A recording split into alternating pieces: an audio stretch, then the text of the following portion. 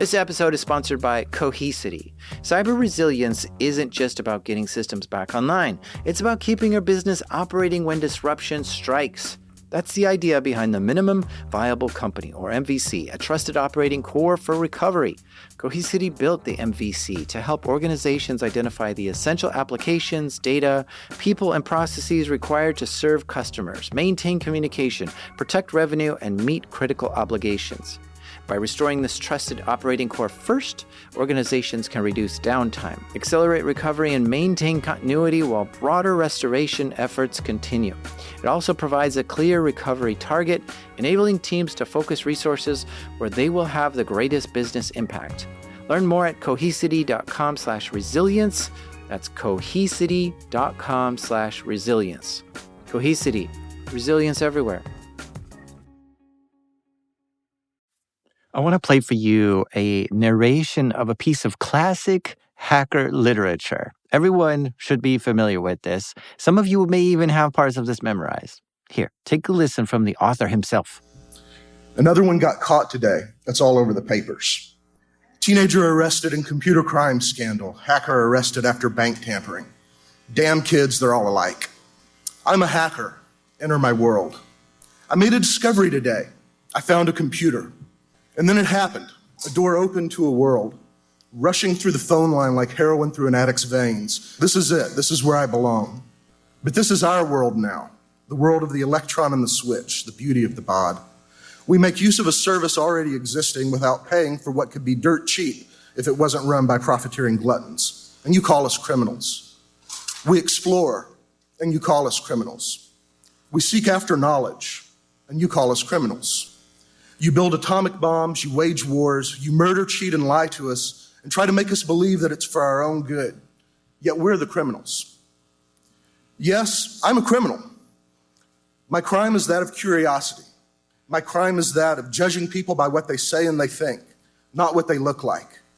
My crime is that of outsmarting you, something that you'll never forgive me for. I'm a hacker, and this is my manifesto. You may stop this individual, but you can't stop us all. After all, we're all alike. That was written in 1986.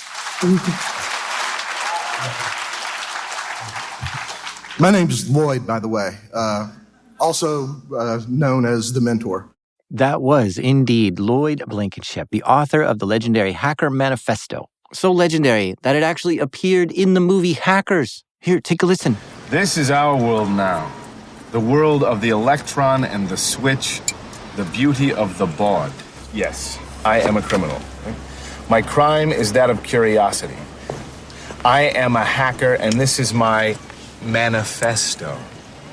Huh? Right? Manifesto? You may stop me, but you can't stop us all. Oh, that's cool. Cool? Yeah, cool. You think it's cool? It's cool. It's not cool. It's commie bullshit. And Lloyd wrote that a few days after being arrested for hacking. Lloyd was a member of one of the most infamous hacker groups of all time, the Legion of Doom. These are true stories from the dark side of the internet. I'm Jack Rhysider. This is Darknet Diaries.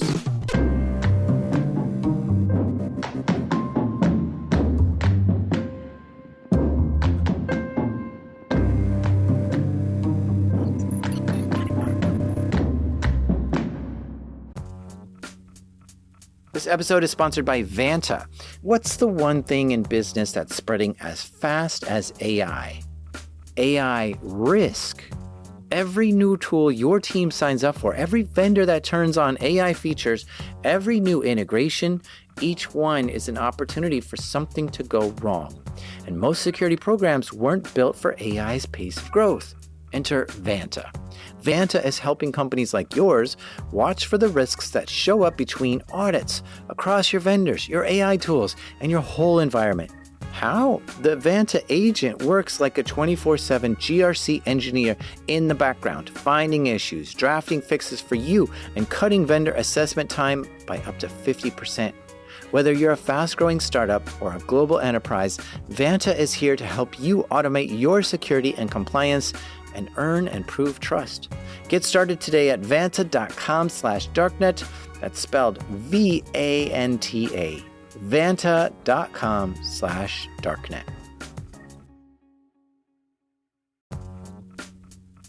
This episode is sponsored by Delete Me. Have you ever thought, I should really be doing something to protect myself from stalkers, scammers, and hackers, but you're not sure what? Here's what you should do. Go to www.joindeleteme.com/darknetdiaries and enter code DD20 and you'll get 20% off Delete Me. And a few years ago I signed up and Delete Me got busy scouring the internet for my name and gave me reports on what they found and deleted stuff. Take control of your data and keep your private life private by signing up for Delete Me. Now at a special discount for my listeners, get 20% off your Delete Me plan when you go to www.joindeleteme.com/darknetdiaries and use promo code DD20 at checkout. The only way to get 20% off is to go to www.joindeleteme.com/darknetdiaries and enter code DD20 at checkout. That's www.joindeleteme.com/darknetdiaries, code DD20. Hey, I am in San Francisco and I am looking for a specific building, and while I look for it, I'm going to walk and I'm going to tell you a story. I want you to come with me. So you've probably heard of the term phreaker, right? Spelled with a PH. This is basically a phone hacker. What a phreaker is someone who manipulates the phone system to make phone calls or whatever. But did you know that the term phreaker and the whole idea of it was like injected into the mainstream by Esquire magazine? Yeah, so in 1971, Esquire interviewed the guy who created the blue box. I was like, show us how it's done and all this stuff. And the blue box is this a magical thing that you push buttons on it. It had certain tones and things. And if you hold it up to the phone, you can make a freak phone call or whatever. It was basically a little box that hacked phones. And so they interviewed this guy and he showed him how it works and all this sort of thing. And took him kind of a tour of the underground world of phreakers, which at the time was very small and esoteric. Like, well, you had to be a geek of geeks in order to be a phreaker at the time. I mean, 1971, this is early phreaking days. So that article came out and it pretty much glorified phreaking, saying like, this is your way to like empower yourself. So that article came out and it inspired like thousands and tens of thousands of people were reading this saying like, how do I get a blue box? How do I make this? I want to get one too. And so there was just all this like fever suddenly about people asking around, and kids on college campuses were now making blue boxes and getting together and trying to build these things. And of course it didn't explain in the article how to make it. And so finding that, it was very difficult. Google wasn't around at the time. I mean, gosh, the internet wasn't even around at the time. So trying to find information on how to build these was pretty hard. But if you looked in the right areas, you could find them, and you asked the right people. And famously, Steve Wozniak read that article and worked with Steve Jobs to say, hey, let's start building these blue boxes and sell them. And they did. And this was like their very first company before they started Apple. And they even said, like, if we didn't do that, we'd never make Apple, because this was like a really good stepping stone to like figure out how to work together and build things. And so it wasn't just like, here's how to do this cool electrical thing, but something about phreaking was just like really cool at the time. Like the cool kids were doing it. They were like wizards. They could do things to the phones that normal people couldn't do. And it was real magical at the time to be able to send these crazy signals into the phone and make it do stuff. But the phreakers weren't just cool kids. They were anti-establishment. It was like, we all have these little rebels inside us as teenagers, and this was a way to really let that rebel fly. Phreakers were like a way to push back, to empower yourself, to fight the big monopolies of the world, like Ma Bell. And there was a magazine being published at the time called Ramparts, which was being published right here out of San Francisco. That's where I'm headed right now. And Ramparts, I mean, I feel like their whole attitude was poke their finger in the eye of the establishment, right? It was like, big corporations are corrupt, and here's how you can do to fight back. Like, they were very critical of Christianity and sympathetic of Black Panthers, which were, the government considered them a terrorist group at the time. And one of their most famous articles was when they found evidence that the CIA was secretly funding the student protests and student groups on college campuses to try to manipulate political discourse and ideas. And that turned into a huge investigation, and it was a big problem. And so Ramparts was doing this crazy journalism at the time. And, I think I see their office now. And, gosh, these buildings are so cool. They're so old and so beautiful. So Ramparts saw the phreaker movement stirring up, and they're like, let's write an article. And the article came out, and it was called How to Hack the Phone Company in Your Home. But then to use the word hack, it said regulate, how to regulate the phone company in your home. And I just read the article, so I'll summarize it for you. It's basically saying, you've heard of the blue box, but do you know about the mute box? The mute box is pretty cool. And basically, when you're going to make a long-distance call to someone... Now, this was back in the 70s, right? So I can't believe I have to explain this. There weren't mobile phones yet, so long-distance calls actually cost by the minute. And it was very expensive to make long-distance phone calls. So what the article says is that when a long-distance phone call connects, there's a certain signal that gets sent from the receiver's phone to the phone company, indicating this call has connected, let the timer start. And so the toll begins. And what this mute box does is it mutes that signal to never let the phone company know that the call started, to start the timer for how long the call lasted. It will allow you to receive free long-distance calls. Kind of a weird idea, but that's what a mute box does. And the article goes on to explain, now let's show you how it's done, how to make one. It has a parts list. It's like get a capacitor and get a resistor and get these kind of switches and put it in a box like this. And it tells you how to solder it and what wires to connect and where to put your phone in and all this kind of stuff. And it is a step-by-step tutorial on how to make a mute box. And not only that, it says, like, now that you've built it, here's how to use it. And then when you're using it, here's how to verify when you're getting a free call. If you're hearing these tones, it's not working. If you're hearing these tones, it is working. Like, it's really in-depth of just how this works and how to make it. And I have arrived to where the Ramparts office used to be here on Pine Street in San Francisco. When they published this article in May of 1972, the police raided this office. And they went up and they forced them to recall all the issues that they published. So get them back here. Call up every newsstand that you sold it to, everyone that you've sent it to, get the article back. You cannot publish this. And they're like, what? You're crazy. And they're like, you want a felony? Do you want a felony? Get your articles back here. Do you want a big fine? Either that or get your articles back here. So they felt really pressured, and they called up as many places as they could to bring the articles back. It cost them like $50,000 in lost revenue for buying back their articles or their magazines that they've already sold.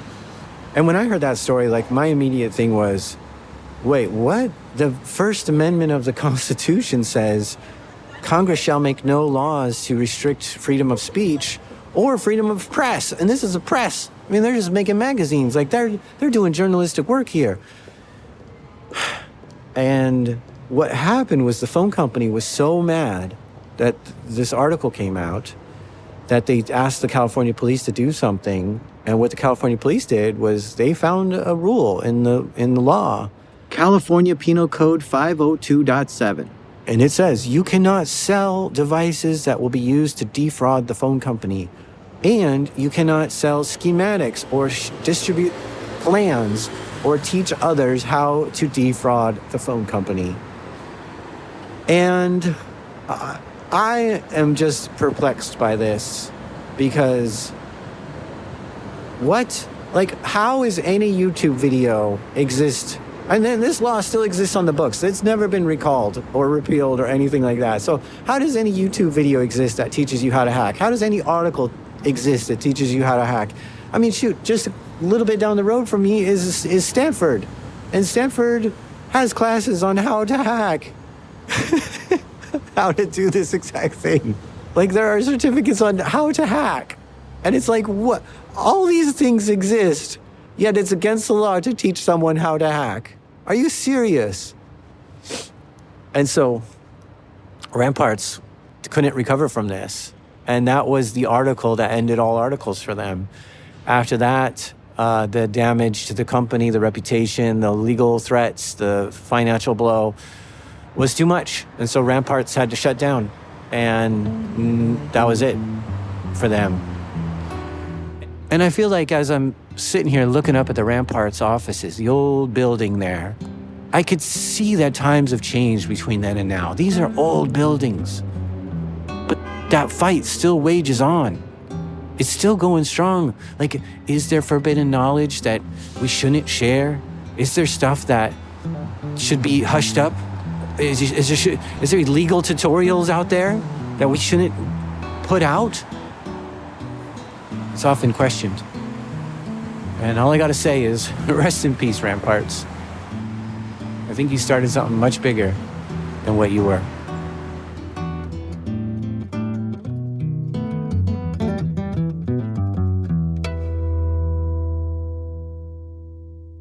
Okay, I'm back in the studio now, and I just pulled something out of storage. I'm gonna turn it on, and you see if you can guess what this is. That noise right there is so nostalgic to me. It's the sound of the Apple IIe starting up. And this wasn't my computer, it was the family computer, right? I just inherited it. You hear that? This thing's mad because I don't have a disk in the drive. It doesn't, see, here's the thing. This is an Apple IIe, right? And even though it's an Apple product, it does not resemble anything that you imagine an Apple product to resemble. This thing is a full computer, but has no hard drive. It has no operating system at all. And so for anything to get working, you have to put a floppy disk in the disk drive. That's like opening up an app though, right? And you can only have one app open on this computer at a time. It is ridiculous. So I have to push this in, close this door, and then it's still mad. It's still trying to find the disk. Oh my gosh, hearing these noises invokes so many memories. Like, when did circuitry stop humming and making noise? I miss that. These were the days when you didn't just use a computer, you kind of danced with it. Getting things to work felt more like alchemy than anything. You might try something 3 times and it would work 1 out of 3 times, even though you didn't change anything. Manuals and books were impossible to find, and so you were on your own figuring out commands and settings without a tutorial. There was one sound in particular that when you heard it, it gave you a rush. It made you feel like this thing is capable of infinite possibilities. And that sound was the dial tone. Hearing that noise from your computer felt like you had the whole world at your fingertips, a world where you could go anywhere and do anything. The dial tone was the sound of potential, pure potential. We're so hyper-connected these days that you don't even realize that you're always online. But back in the 80s, it was a big deal to go online. And it wasn't like anything it is now. BBSes were popular then, which stands for Bulletin Board System. And it was often just some person running a computer out of their house. And if you called their house with a telephone, which was connected to your computer, you could connect to their computer and read what it had on it.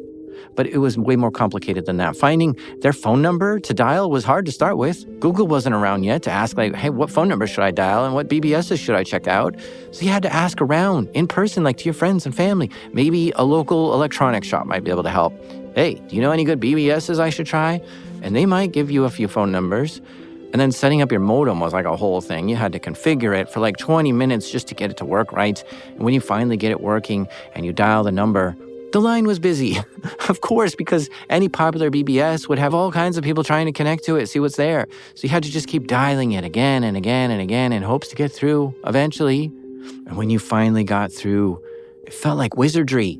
The pixels on your screen would light up, showing you a portal into another world, and you'd get this sudden rush of excitement that you made a successful connection. You were in. Now it was time to look around and see what's in there. BBSes might show you articles, like technical articles or political things. There might be programs to try, or there would just be messages from other users talking about their day. And as you connected to these BBSes, you'd start to draw a map of the internet. You would take notes of all the places that you visited, their phone numbers, what they had, tips on connecting into it, your username that you used there. And often a BBS might lead you to another BBS, where it would say, if you like this place, you might also like this other place. And now you're starting to build a list of potential phone numbers that might work. The internet was rapidly changing, so a lot of phone numbers that you got were old phone numbers, and they didn't work anymore. They were for old BBSs that shut down or just stopped working. And so for a lot of people in the 80s, they really wanted to know more of what was out there. You could dial any phone number, and it may or may not have a computer connected to it. There was no official map or search engine back then to show you around the internet. The internet was very dark, and it was hard to navigate. Like, you have no idea how exhausting it was to try to do all this without a manual or a clear tutorial on how anything worked. But while it was cool and all to connect to a BBS, that's just one other computer in the world. That's just a computer you dialed into at someone's house or something, which wasn't connected to anything else. Surely there are bigger, more powerful computers in the world out there. But where? And surely there must be whole computer networks out there where you could bounce around from machine to machine. And yes, in fact, businesses, governments, and universities often had the biggest computers and the coolest networks to get into. So what was the biggest computer network back then? It was the telephone system, or technically the PSTN, which stands for Public Switched Telephone Network. And by the 1980s, the phone system was being more and more controlled by computers. Back in the early days, you had switchboard operators, actual humans that you told them what number you wanted to connect to, and they would connect that call for you by plugging in a wire. And it wasn't until the 1980s where electronic switches became so popular that there was no longer a need for human switchboard operators. And these electronic phone switches were fascinating. They'd listen to the tones on the phone line to make their decisions, to connect people, to disconnect people. And of course, hackers, or I should say phreakers, were very curious what tones they could send the switches to make them do things. As technology progressed, those phone switches became computer-driven, which meant it was possible to get into a phone switch and see all the calls connected, disconnect them if you want, listen in on calls. And yeah, those computers were sometimes remotely accessible so that the phone company could get in there and configure and troubleshoot things too. So it meant that you could technically control the phones from a terminal on your computer in your house. It was just a matter of knowing what phone numbers to dial into and which computer to connect to. So you can imagine the phone company did not want the phone number to these switches to be publicly known. And at the same time, phreakers were desperate to find them. And because it was the largest network in the world, it became the coolest thing to hack back in the 1980s. They weren't just trying to figure out how to make free calls. They were also trying to figure out how the phone system worked in general. It was about being able to touch and interact with the largest network in the world. It was all about learning something new. There was one guy who was very curious how the phone network worked and wanted to get in and learn more. His name was Paul. Paul Stiro was a high schooler living in Queens, New York. What Paul liked doing was war dialing. He'd just dial phone number after phone number to see if there was a computer on the other end that would pick up. But if you just dial random numbers, you're likely to get someone's house. Like, someone would pick up the phone and say, hello, and then you'd hang up and try another number. But then someone gave him a tip. They said, hey, try calling higher numbers, like the last numbers in a block, like, phone numbers that end in 9999. Those numbers are often reserved by the telephone company themselves, so there's a higher chance that they might be connected to a computer. So he tried calling like 555-9900, then 9901, then 9987, 9955. He didn't like doing things in sequential order. Eventually, Paul found a few numbers that responded to his calls and had computer tones on the other end. And this is what he was hunting for. A computer on the other end was answering his call. This fascinated him. So he would use his computer to try dialing that phone number, just to see what the computer was saying. So he connected to it. And it said something. S. S. That's it, one letter, the letter S? What does S even mean? He tried typing some commands, but he just kept getting the same response. S. S. S. That was weird. It seemed like anything he typed, he would just get an S back. Then he tried typing some numbers, but this time he got something different. W.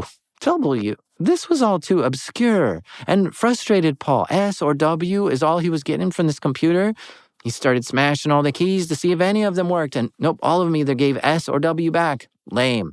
Out of desperation, he picked up his phone, which was connected to his modem, and he just blew into it. Take that, computer. And then his computer lit up. Suddenly, a series of characters began to fill the screen. He was getting way more than S and W now, and he tried new commands now. And whoa, suddenly he could talk to the computer on the other end of the line, and it would respond to him in code. Whoa, he got in. With the brief gust of hot air, Paul had reset and taken control of a machine that belonged to the phone company. He tried typing a command, login. He had been on BBSes before and read about what commands that phone computers use, so he was just trying random ones. Print got him access to useful files. Show users returned a list of employees that he could impersonate to gain access to get more privileges on this network. He told his friend Eli about this computer. Eli thought, oh, you must have gotten into an SCCS, a switching control center system, aka the beating heart of the city's telephone system. It appeared he was, in fact, in a telephone switch. And this was for the New York Telephone Company. This controlled calls and phone numbers. It was part of the inner workings of the phone company. He wanted to try something. Nothing big, just a little something, just to prove this wasn't a dream. So he looked up his friend's phone number, which was in there, and it showed which features his friend had. So he gave his friend a new feature, free of charge, 3-way calling, and then logged out. This is where you could call 2 people at once. It was real fancy at the time and cost extra. This was hacking at its finest in the 1980s. Discovering a computer all on your own by war dialing. Out of all the numbers in the world, you found one that works. Figuring out a way to get into it, and then finding some useful commands, then to do a little something just to prove you were there. Oh man, how cool. Paul got a real high from this experience. If connecting to BBSes felt like wizardry, getting into a computer like this was on another level. It wasn't just magic anymore. This was God powers. This was bending reality, creating from nothing, unlocking truths that were buried deep in the mysteries of the internet. This is what hackers lived for in the 80s. Ever since that Esquire article in 1971, people got more and more interested in phreaking, and that just grew and grew. And by the way, even though Esquire popularized and romanticized blue boxes and phreaking, they never got in any trouble for doing that. In November of 1985, a new online magazine published their first issue. It was called Phrack, which starts with a PH. It's a combination of phreak and hack. Now, back in 1985, there weren't even web browsers yet, so Phrack didn't have their own website to publish their e-zine to. Instead, they published issue number 1 on a BBS and encouraged people to just share it, spread it to other BBSes. And so it did. Any hacker BBS worth its salt back then had a copy of Phrack. And honestly, it was just a text document. No photos in it. Text files were king back then, mainly because it was faster to send text over the internet, because images were really big and took forever to see. So text files were just where it was at. Issue 1 of Phrack had some interesting articles. There was one just how to make international calls. Not for free, just how to call internationally if you ever have to. It had a list of country codes and how to dial them. But it had some pranky stuff in there too, did you know you could call the phone company, state that you're someone else, and tell them, I no longer want service, and could you please terminate my number? And that's how you can get the phone company to disconnect someone else's telephone. And there's stuff in there like how to use a PBX if you're ever on one. And there's an article about how to pick locks. And an article on how to make acetylene balloon bombs. Basically saying, put some rocks and fun snaps in a plastic bag, fill the plastic bag with acetylene, a highly flammable gas, and throw it off a building, and when it hits the ground, the snaps create a spark, and that explodes the balloon, making a loud noise and a big ball of fire. See, anarchy was pretty popular on BBSs back then.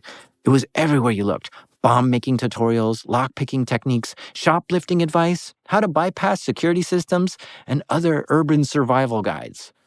I just ran a Twitter poll asking people if they ever went online when they were a kid and saw plans on how to make a flamethrower. And half my followers said yes, they did see plans on how to make a flamethrower when they were a kid.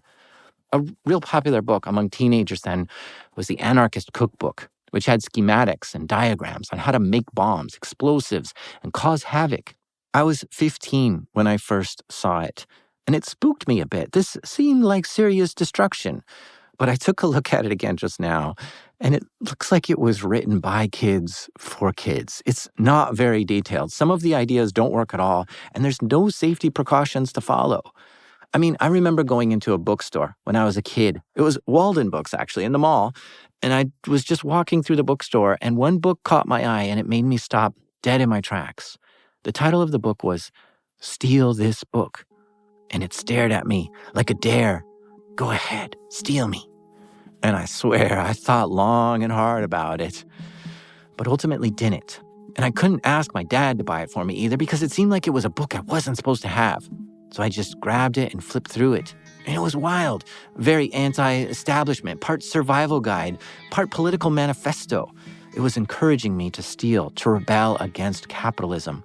Crazy stuff was in it. How to hitchhike, how to dumpster dive, where to get free clothes, how to make smoke bombs and disrupt phone lines, how to run a pirate radio station. And it was written in 1971. And again, it's wild to me that Ramparts was raided for publishing an article on how to make a mute box. But half the kids in the 70s and 80s were finding schematics on how to make bombs online. And a good percentage of them were actually trying to make them, which is even more wild. Like eBay has banned the Anarchist Cookbook now from being sold there, which a book that practically half my followers have read as a teenager is now banned on eBay. I'm telling you, anarchy was in style in the 80s. There was a certain attitude that Steal This Book and the Anarchist Cookbook possessed, and that seemed to carry right on over into what the internet culture was like in the 80s. It was counterculture, anti-establishment. There was distrust of authority, smash the system. It wasn't just a vibe. It was practically the first principles that a lot of people were operating at. The early internet wasn't slick or sanitized. It was raw, lawless, DIY. Sharing of text files was like sharing of contraband. Whether you were reading articles on how to pick a lock or get a free phone call on how to make a bomb, it all seemed to have some sort of cloak of secrecy. And what you were doing was accessing forbidden information that they didn't want you to see. The internet felt like a digital back alley where sysops were gatekeepers to secret knowledge. It was punk rock at its core. It was cyber anarchy. It was the idea that the system could be subverted, bent, and reprogrammed. It wasn't just fun. It was freedom. These kids would take the shiny, polished world and peel it back and look into the guts and wires and bits and bytes that controlled it.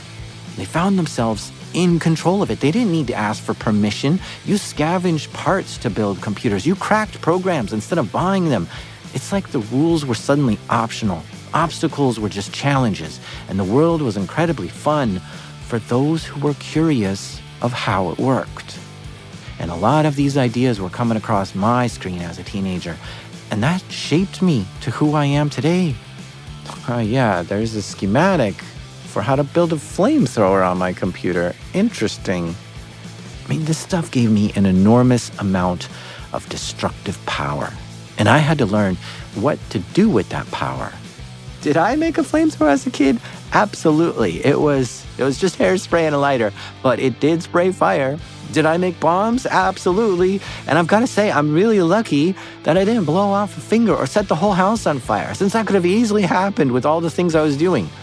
And the ethics of stealing would come up again and again. Stealing is wrong, but the phreakers of the 1980s had a different way of looking at things. To them, making a free phone call by hacking the system wasn't theft. It was exploration. Here's the logic. They'd place calls late at night when the phone lines weren't very busy. The infrastructure was already up and running, whether they were using it or not. Their calls didn't displace anyone else. It didn't congest the network. It didn't cost the phone company anything extra. So, if no one lost anything, was anything really taken? That was the ethical loophole that they lived in. If there's no marginal cost, no harm, and no deprivation, then how could it be theft? Many phreakers genuinely believed this. Others didn't care because, let's be honest, a big part of the scene was driven by anti-authoritarianism, curiosity, and a taste for anarchy. Things really started to heat up in 1984. At that time, AT&T wasn't just a phone company. It was the phone company, a telecommunications giant with a stranglehold on every call made across America. It was massive, monolithic, and seemingly unbreakable. To many in the underground, anarchists, hackers, phreakers, it was the very symbol of centralized control, the system incarnate. But in January of that year, the unthinkable happened. The U.S. government stepped in and forced a breakup. AT&T was declared a monopoly, too powerful for its own good, and under legal pressure, it was torn apart, shattered into 8 separate entities, the so-called baby bells. And for those watching from the digital shadows, it was seismic. The unbreakable had broken. A vast, unified network had splintered overnight, and with fragmentation came opportunity. New cracks in the system, new seams to explore. The wires were alive again, with people probing, learning, exploiting, looking for hidden stuff. It was the dawn of something wild, a freer, looser, more chaotic network, and the perfect playground for cyber anarchists ready to test their limits. And Phrack was there, watching it all. The digital magazine seemed squarely planted in the hacker, phreaker, and anarchy culture. The authors of the articles were kids in the scene, voices from the digital underground. Let me read a passage from Phrack. During the summer of 1984, an idea was formulated that would ultimately change the face of the computer underground forever. This particular summer, a huge surge in interest in computer telecommunications placed an incredibly large number of new enthusiasts on the national computer scene. From out of this chaos came a need for learned instructors to help pass on their store of information to new throngs. The need was met by 9 hackers who formed a group called the Legion of Doom. Now, the name sounds pretty menacing, Legion of Doom, or LoD for short, but really the name comes from a comic book. The group of supervillains in DC Comics is called the Legion of Doom. In fact, one of the guys who started the LoD hacking group went by the name Lex Luthor, which was the arch nemesis of Superman. Fiber Optic was one of the members of Legion of Doom, and that's fiber spelled with a PH. Here's a clip of him talking at a convention in New York 15 years ago, explaining what it was. LoD was one of the first organized hacker groups in a very disorganized computer underground. And the main purpose of LoD initially was to take information, primarily that was found trashing at telco central offices, and type it in and make it available in what were known as LoD tech journals, which were available online in text file sections of bulletin board systems, so-called elite bulletin board systems. Oh yeah, trashing was big back then. This is where you would go behind an office and look through their trash. They would look for phone numbers or computers or manuals on how to configure things or any sensitive information that the company had thrown out. And phone companies were of particular interest to trash. And again, the ethics of stealing comes in. Is it stealing when you're taking it from someone's trash can? The 16th episode of Dateline NBC actually interviewed one of the Legion of Doom members. Good evening, I'm Jane Pauley. And I'm Stone Phillips. And welcome to Dateline NBC. How do real hackers operate? And just what kind of damage can they do? It's so weird to me that you could turn on the TV back then and learn what trashing was. Adam belonged to an elite hacker club called the Legion of Doom. One of the methods he used to obtain secret computer codes was to rummage through the trash at Bell South, the regional phone company in Atlanta. Back a few years ago, they weren't locked. You could just slide the doors open, reach in, grab a baggie, leave. Now, one thing that was worth its weight in gold to these hackers were simply manuals for how computers worked. Again, there was no Google to search for how something worked. Again, there were no browsers even invented yet. There was no YouTube to walk you through a tutorial on how to use a computer or an application. If you got into a computer that was giving you funky messages back, you probably had no idea how to operate it. And a simple manual on how to use that computer would have been amazing, but it was extremely rare. You had no idea what commands to type on it. The phone company did have manuals to these computers. Obviously, someone had to know how to use them, but they were very well-guarded documents. They did not want to share it because if the wrong person got the manual, it meant they could do anything they wanted in the telephone network. Keep in mind, passwords were not always mandatory back then. Security was often through obscurity, actually. Like hide your computer by not sharing the phone number with anyone, and don't show anybody how to use it who isn't authorized. So they often relied on nobody knowing what the phone number was and nobody knowing how to use it even if they did dial it. I mean, the word cybersecurity didn't show up until 1983. We're talking about the land of computers before cybersecurity was even a thing. What a magical time that was, because Honestly, the whole internet had doors wide open anywhere you looked. It's just that the doors were hidden and it was up to you to find them. So members of the Legion of Doom would go searching through trash cans behind telephone companies, and when they found something, they would type it up and share it on their LoD BBS for others to see. In this way, they started amassing all kinds of random manuals and documentation that the phone company was throwing out. And I want to stress, so many of these articles didn't show you how to hack anything. It simply was a manual that the manufacturer gave out for how to use their own computers. Legion of Doom quickly became the most respected, most desirable BBS in the entire hacking scene, trafficking in all kinds of precious information about telephone and computer systems. It was the place where any hacker worth their salt wanted to be. We're going to take a quick ad break here, but stay with us, because when we come back, everything is about to change.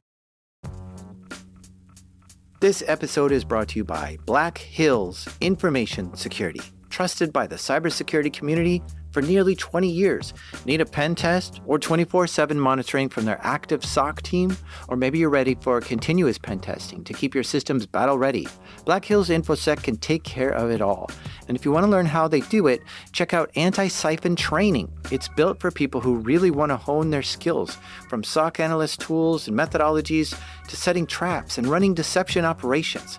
AI is changing cybersecurity right now. Defenders use it, attackers use it, and that's why Anti-Siphon Training is hosting their free AI Security Summit on August 14th. Join experienced practitioners as they share practical lessons, real-world experiences, and insights into how AI is changing cybersecurity. And because you're one of my listeners, they've got a little something extra waiting for you at blackhillsinfosec.com/darknet. The website you need to go to is blackhillsinfosec.com/darknet. Okay, so Ronald Reagan comes into our story here, President of the United States at the time. He went to the movies and he saw this. People sometimes make mistakes. Yes, they do. How can I talk? It's not a real voice. This box just interprets signals from the computer and turns them into sound. Shall we play a game? Oh. I think I missed him. Yeah, weird, isn't it? Yeah. Love to. How about global thermonuclear war? Wouldn't you prefer a good game of chess? Later, let's play global thermonuclear war. Fine. All right. That's the 1983 movie War Games. It's a film about a kid who got into a computer thinking he was just playing a video game, but it turned out to be a military computer, and it triggered a bunch of real alerts that the government thought they were under attack and all-out war was breaking out. Well, the story goes, President Reagan saw it and asked around, is that possible that could happen to us? And they thought about it and came back to him and said, yes, a kid could trigger a war if he got into the wrong computer. Then Reagan said, well, what law is there to stop someone from doing that? And there wasn't one. There was no law against hacking into computers in the 1980s. Technology always moves faster than the government.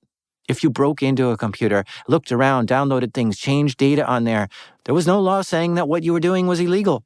It was a paradise for hackers to just roam free and explore without worry. Can you imagine such a time and place? So Reagan's like, well, we can't have that. And on October 12th, 1984, the U.S. Congress passed the Comprehensive Crime Control Act, or CCCA. It was a classic tough-on-crime bill. It upped the penalties for growing and selling marijuana. It expanded judges' powers to deny bail to defendants. And it created, for the first time ever, a computer crime law. And the police were excited to use this law to catch them some hackers. I think, honestly, War Games in Hollywood scared the government so bad that they thought hackers were capable of anything. And they were dangerous thugs, terrorists, causing chaos and destruction on the internet. They were the next big threat to America, and the feds wanted to get ahead of this and stop it. The police started their campaign with sting boards. BBSes designed to look like a hacker BBS, but it was secretly operated by the cops. The first ones were created in 1985. There was the Underground Tunnel, and it was operated out of Austin, Texas. It was run by a hacker calling himself Pluto, but really it was just a police sergeant. And there was another BBS set up by the Maricopa County Sheriff's Office in Phoenix, Arizona called the Phone Company.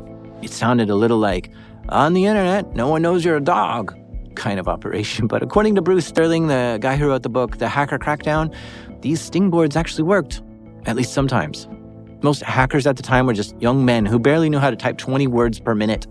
And maybe they watched the movie War Games themselves, and they were curious on how to hack, so they'd float into a cool-sounding BBS like the Underground Tunnel, and it seemed legit and allowed them in, so they'd look around and then they'd slip up and get in trouble, maybe by trying to buy or sell something stolen like a credit card. But all they ever saw were noobs doing dumb things, like people saying they can hack into something, but then it's all talk, and police had no evidence to prove that they actually were dangerous. As far as I know, the sting boards did not result in any actual arrests. And I really think it's because most of the phreakers and hackers back then weren't really doing anything that bad. There was something I came across which I think really emphasizes the lightheartedness of it all. Here, let me show you.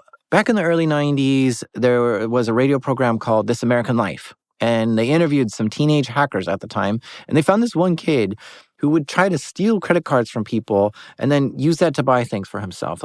It sounds bad when I say it, but listen to how this kid describes how he stole someone's credit card. Basically, the way it works is this. You call up somebody, you say, this is the AT&T operator, I have a priority collect call for so-and-so's name. And the whole point is you have to sound like you're not calling somebody up with the intention of getting them. You have to sound like you've been sitting in this chair for 10 hours and you want to go home. So you got to go, this is the AT&T operator. I have a collect call for Paul. We accept charges, sir?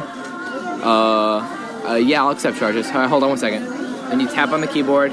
You say, I'm sorry, you seem to have a restriction on your phone line. You can't accept collect calls to this line. And then they yell and they go, what do you mean I can't accept collect calls to my line? I've been getting collect calls to this line for 20 years. And then you got to go, sir, there's nothing I can do about it. My computer says you can't receive a collect call on this line. Would you like to try an alternate billing method? In which case, they'll proceed to either give you a calling card or a major credit card. But the thing was, despite this clever little plan of theirs, they were wildly unsuccessful at it. I mean, listen to what Ira Glass thinks of these kids. But K-Rad, Mr. Juarez, and Fred were involved in very low-level types of crimes. All of them involved computers. They pirated software. They scammed free CD-ROM games. They cheated one of the big online computer services out of a few $100s in online time. Oh, no, they didn't steal very much, and they didn't steal very effectively. But they did try to steal. He doesn't think much of these kids, does he?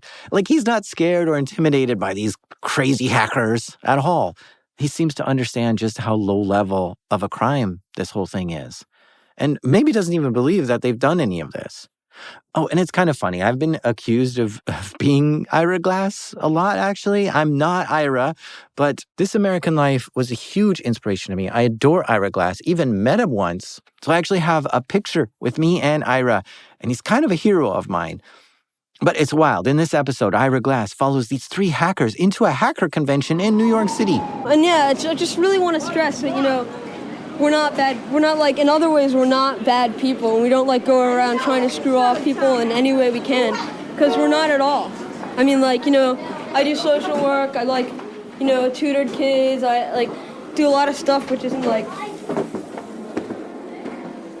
necessarily evil and more good. But sometimes it's just I don't know, man. I like doing it. I can't explain it. Well, talk about that part of it. What is the thrill of doing it? That's that was the reason I started karting.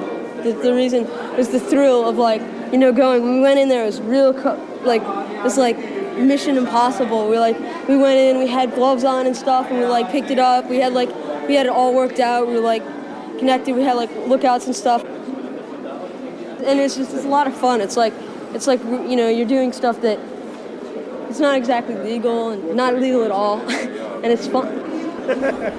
We took the elevators up to the floor where the hackers' convention was taking place. K-Rad said that real hackers do not use their skills like this. They do not use their skills for personal gain. They don't do carding. They don't steal.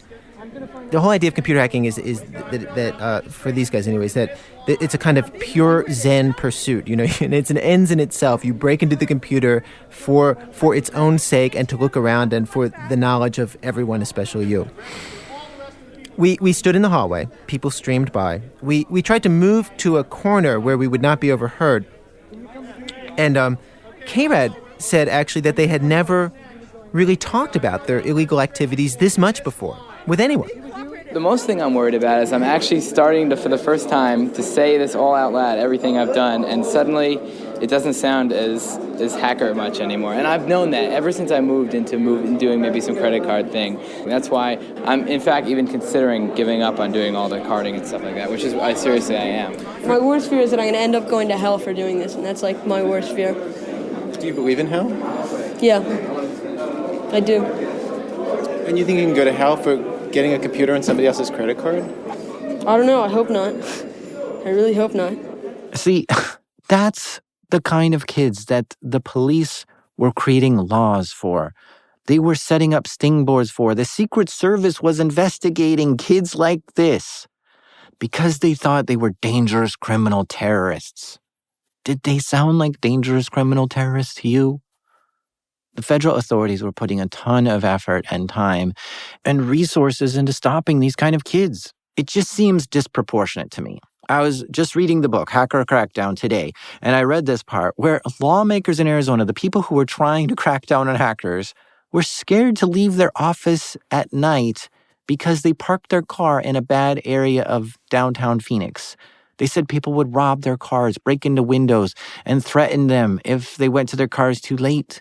Yet these lawmakers seem to ignore the crime going on in their own parking lot and focused on kids like this, who often weren't even stealing anything at all, just poking their nose into the phone company's computers just to look around, to do something to prove they got in.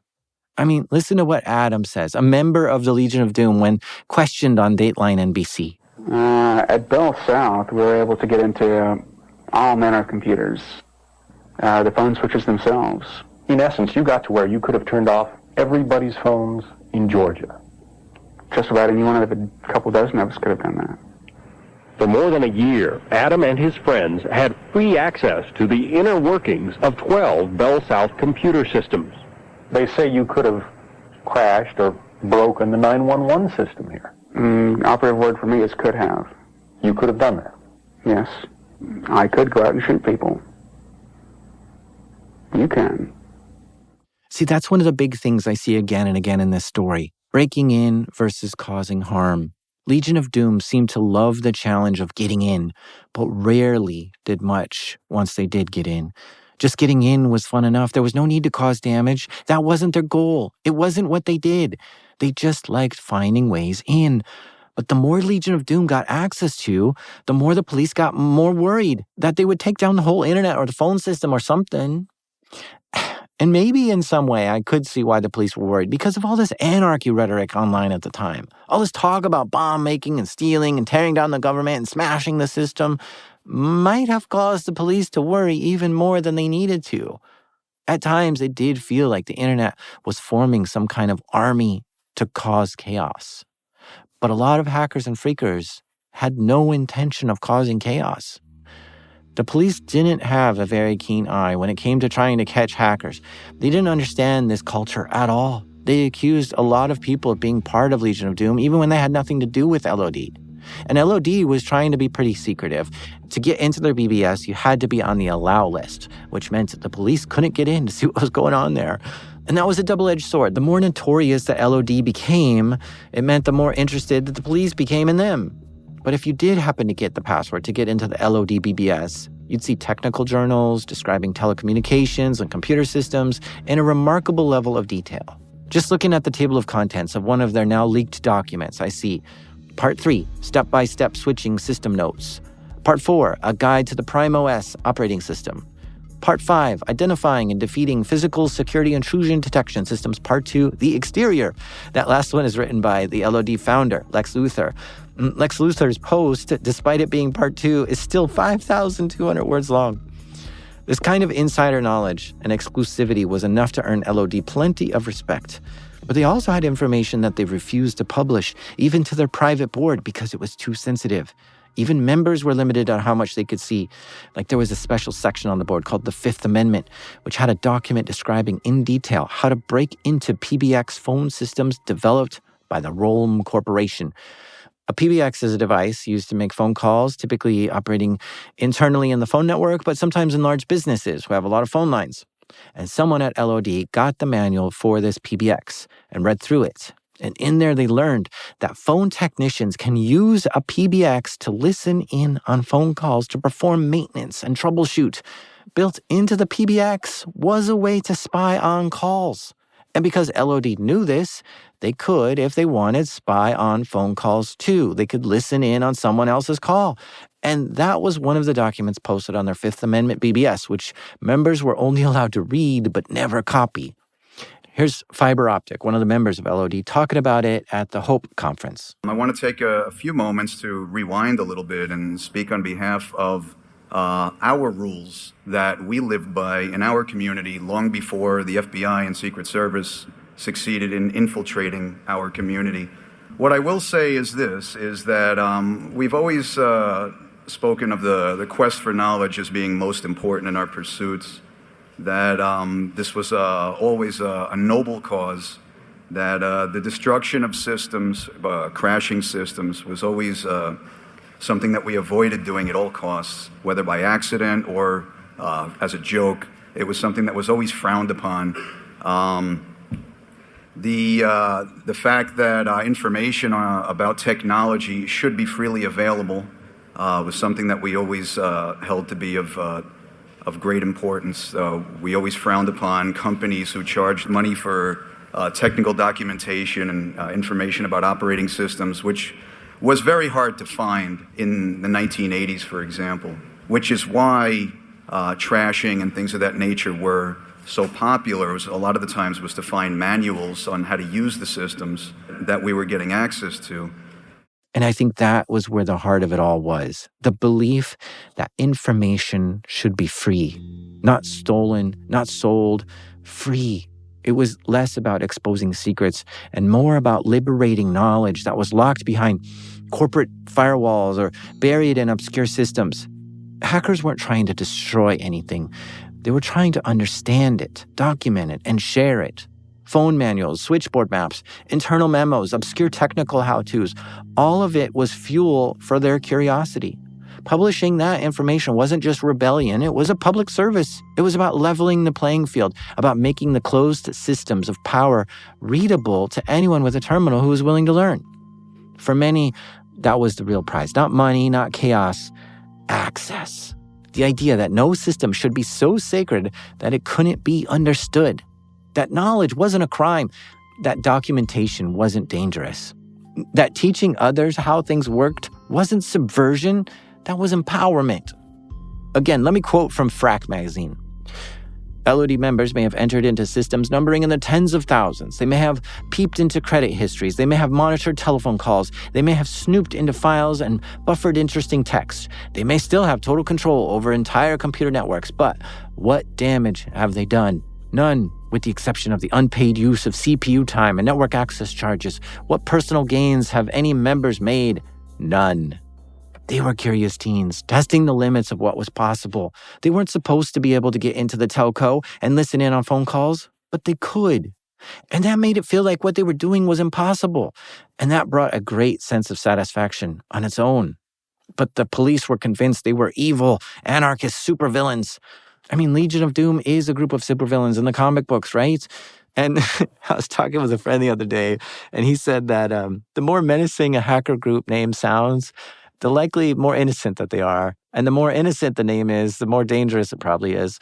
Like Legion of Doom sounds dangerous, and Lizard Squad sounds pretty silly, yet it's really the other way around.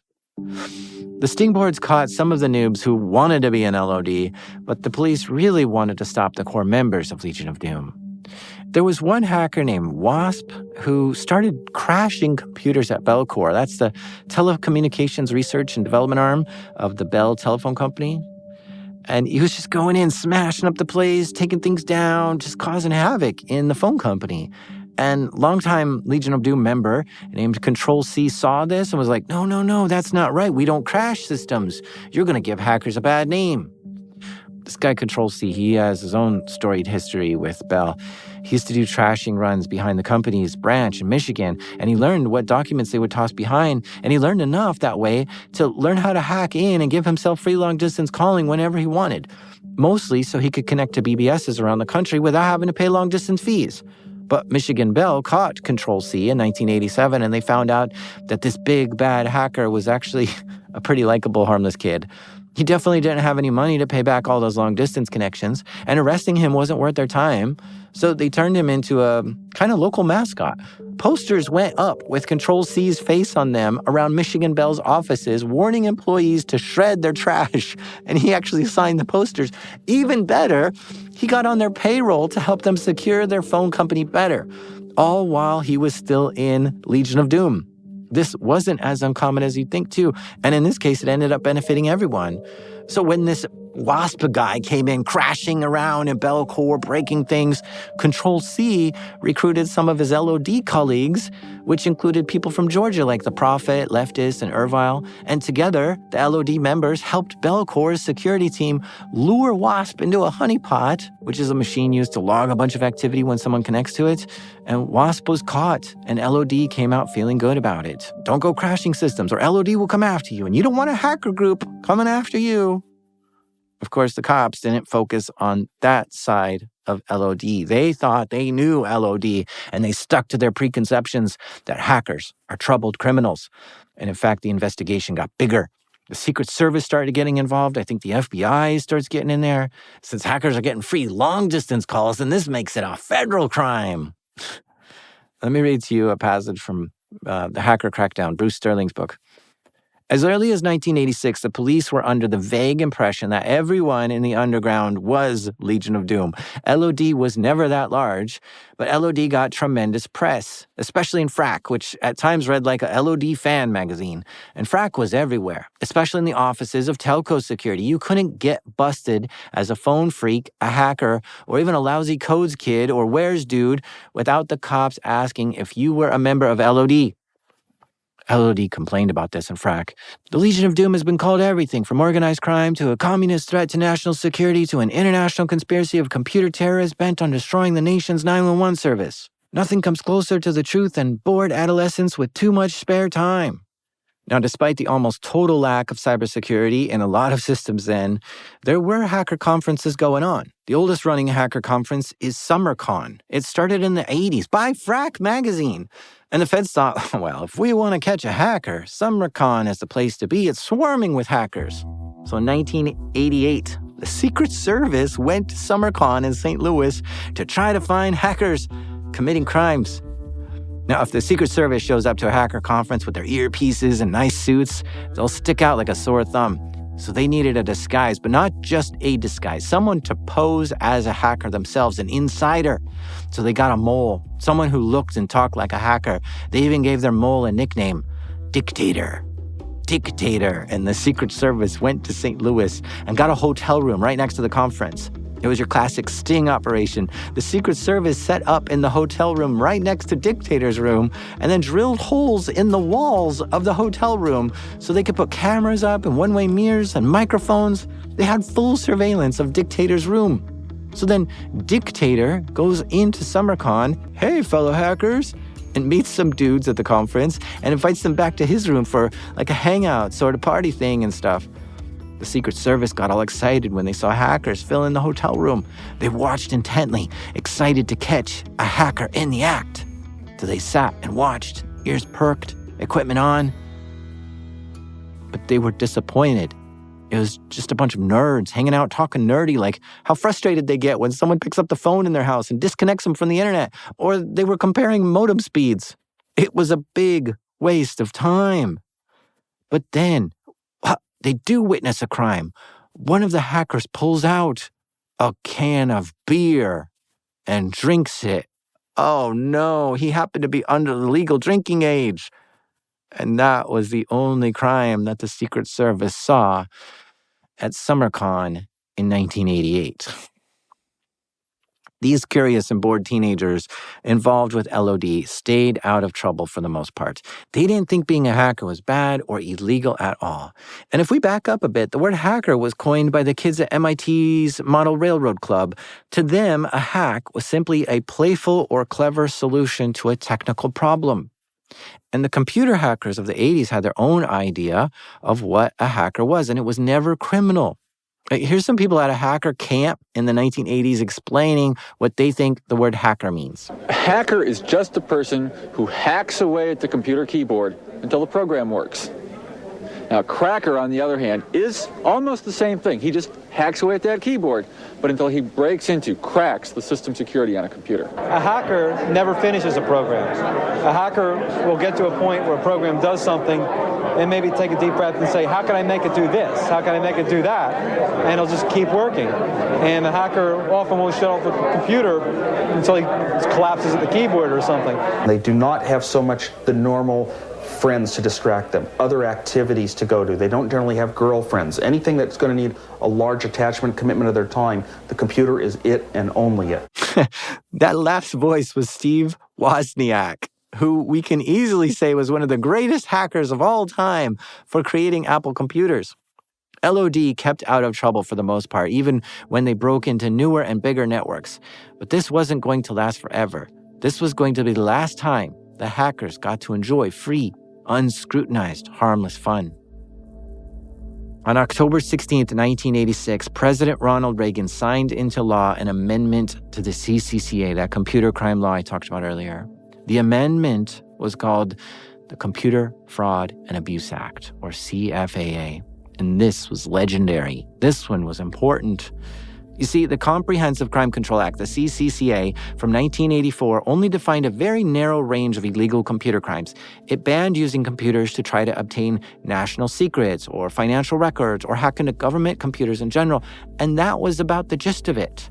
The CFAA starts out with a whopper of a statement saying it's illegal to access a computer without authorization. Wow. But wait, it goes on. It also says it's illegal to exceed authorized access. That part, exceeding authorized access, is one of the most absurdly broad and legally sloppy phrases to ever make its way into federal law. What does that even mean? Because who decides what's authorized?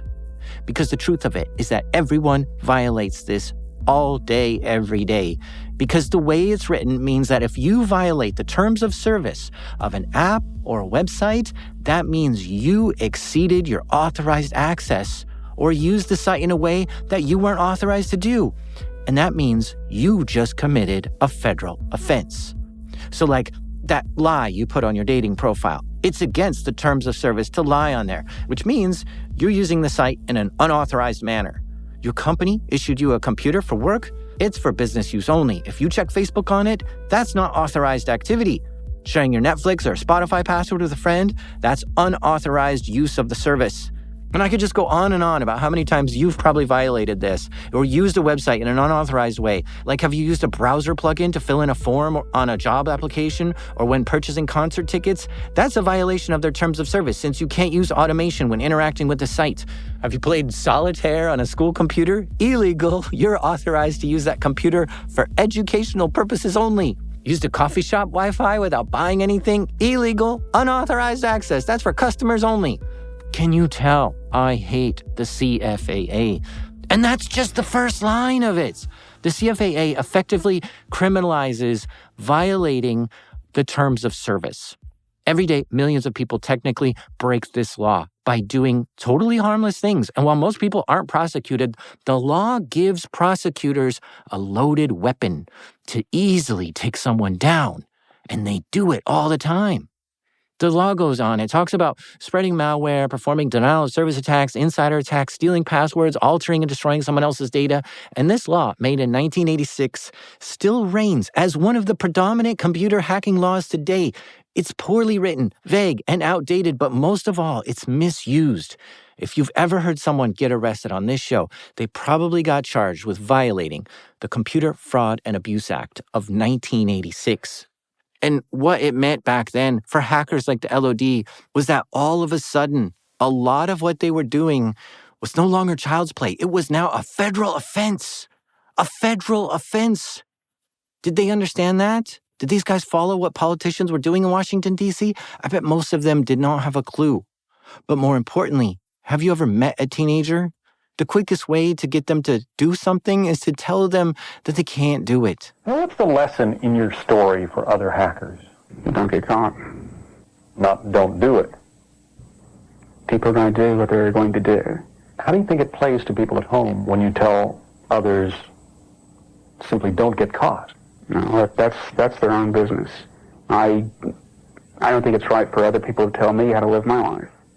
So I shouldn't tell other people how to live their lives. And yet you acknowledge that hacking is wrong. Smoking is wrong. Taking drugs is wrong. People do it all the time. That was Adam, a member of the LoD. In September 1988, Adam's friend, another member of the LoD called the Prophet, came across a document that stunk of wrong. He got into a computer at Bell South and was looking at the files on it, just curiously looking for manuals that might be interesting. And he stumbled onto a 3-page text file called Bell South Standard Practice Control Office Administration of Enhanced 911 Services for Special Services and Major Account Centers dated in March 1988. It's a long file name, so I'm just going to call it the E911 file. But it was an incredibly technical and boring document to read. It's just a few pages of the thickest jargon you can imagine. There weren't many people in the country who would be able to make sense of this, but the Prophet thought this was something special, something coveted, a manual for Bell's 911 service. The Prophet grabbed this document from Bell South's computer. And again, the ethics of stealing is brought up here. He didn't rob Bell South of the document. He copied the document. And Bell South still had their copy and had no idea that he grabbed a copy of it. So is it really stealing? The Prophet was a little scared of this document, so he stashed it on a friend's computer. He didn't even want it on his own device. The Prophet then shared this E911 manual with Craig Nadorf. That's White Lightning. Craig was one of the founders of Phreak magazine, and Craig was like, whoa. And Prophet's like, yeah, whoa. And Craig was like, we should publish this in Phreak. And Prophet's like, I don't know. There's a lot of sensitive stuff in here. But together, the two of them censored out all the extra sensitive stuff, like phone numbers and specific Bell South employees' names, and that pesky warning at the top, not for public use or disclosure. And so on February 25th, 1989, Phreak published this E911 document under a random name that they made up. And now everyone could see it. It was spreading around all the BBSes in the underground. The Prophet tried to distance himself from this document. That's why he stashed it on someone else's computer. But that guy's computer that he stashed it on found it and saw that Prophet is who put it there, and he looked at it. And this E911 file looks serious, so he passed it on to a friend, and his friend agreed and passed it on to AT&T, and they passed it over to Bell South. And Bell South was very upset that their manual was exposed. There were two versions, a highly redacted one on Phreak and the original one that Prophet copied. It made Bell very uncomfortable to see such a highly sensitive document out there in the hands of hackers. By the time Phreak published the E911 file, the telephone companies and police were already on high alert for what hackers might be plotting against the phone system. So this made them turn all their attention to Phreak to find out who is making this and to put an end to them and who published this article. Their worries were validated a few months later. On June 13th, 1989, it was a really weird day for criminals of Palm Beach County, Florida. If you had to call your probation officer on that day and you dialed up the number for the Delray police station, you'd end up chatting with a lady named Tina. And Tina was in New York, and she was a phone sex worker. It would be weird. So you'd be like, what? Well, and so you'd hang up and say, I must have gotten the wrong number. And so you'd dial the police station again. But again, you would get Tina saying something sexy. Someone had rerouted the Palm Beach Probation Department number to a phone sex line in New York, which I think is pretty funny, right? I mean, this is classic hacker pranks. Come on, that's funny, right? The cops didn't think it was funny at all, though, nor did Bell South. And it was time to put an end to these hackers. Bell long suspected that hackers would come after them, and this was proof that they were able to attack Bell South quickly formed an intrusion task force with more than 40 employees working overtime. For weeks, 24 hours a day, security experts rotated in 12-hour shifts, running through countless records, trying to piece together what happened. How were these calls being rerouted to a phone sex line? What they found out shocked them. Someone had remotely connected into the phone company and tampered with the database. They were creating ghost phone numbers with no personal information attached and nowhere to bill to. How dare someone generate phone numbers with no one to bill to? Quick, someone tell the Secret Service how awful this crime is. And so they called the Secret Service and told them. And not long before that, the company had introduced a new digital diagnostics program called REMOB, short for Remote Observation. Hackers not only knew about it, but they figured out how to reprogram it and take control of it. It allowed them to eavesdrop and spy on any calls they wanted. Ira Glass went into the apartment of one of the hackers who was there in the 80s doing all this. I got kind of a lot of equipment around here. I've got a fax machine here. In my room, I've got 5 phone lines.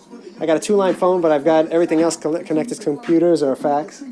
There were cheesy kung fu movies on video. On his CD player, there was old school rap, Nine Inch Nails, The Doors, Jimi Hendrix. And then he says, "Let me show you the good stuff." And he pulls out Xeroxes of old spiral notebooks. I have here what was seized from me, but they had to return back to me. Here's my evidence examination report by the United States Secret Service, subject acid freak.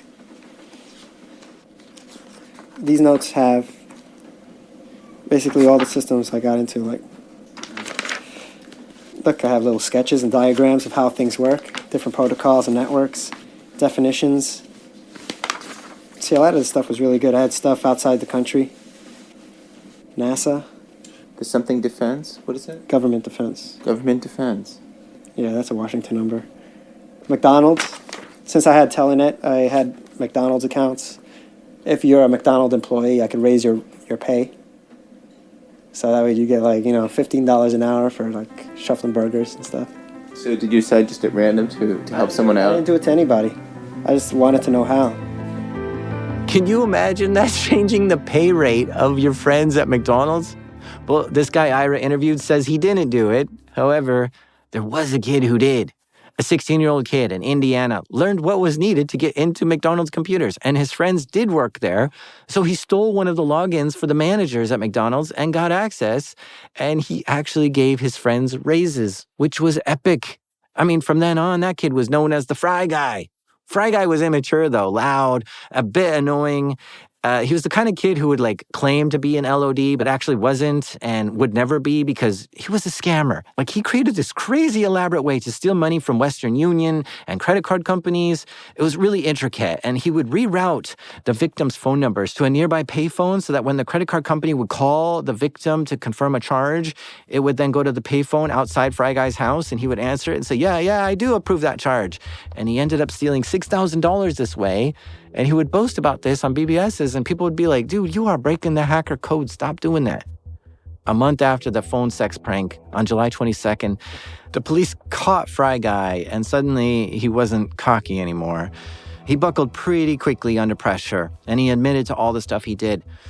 But then he just kept talking. He added oh, it wasn't all me. Legion of Doom was doing it too.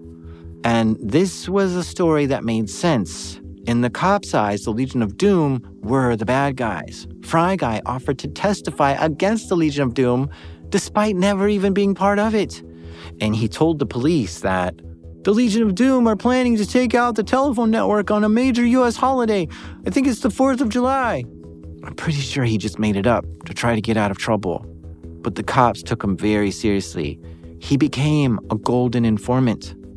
But this news was every police investigator and phone company's worst nightmare. The Legion of Doom was going to take out the phone company? Man, that would bring America to a standstill. But July 4th was a long ways off, so the prosecutors were starting to think that maybe this kid was just a windbag. And they, again, focused on trying to figure out who was in LoD and to find them and arrest them. But the LoD was good at hiding, and the cops could simply not find enough evidence on them to figure out who was in it, and would have to wait for someone to slip up. On January 15th, 1990, it was a U.S. holiday, MLK Day. At 2:25 p.m. Eastern Time, a call routing computer switch at AT&T failed. No problem. There are other switches, backups. A single failure is not a big deal. But the failed switch sent a message, "Help me," to a second switch. And the second switch didn't help. It failed too.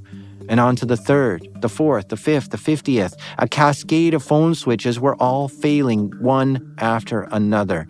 The AT&T network was going dark across the country.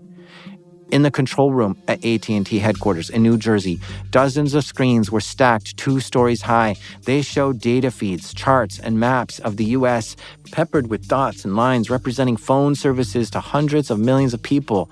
This afternoon, engineers and technicians watched as red flashes spread from one screen to another. Around 60,000 people lost their phone service. And this was before the internet, so it wasn't like you could just text someone instead.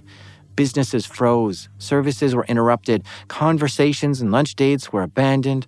Almost 50% of calls through AT&T failed for around 9 hours. More than 70 million phone calls were impacted in all.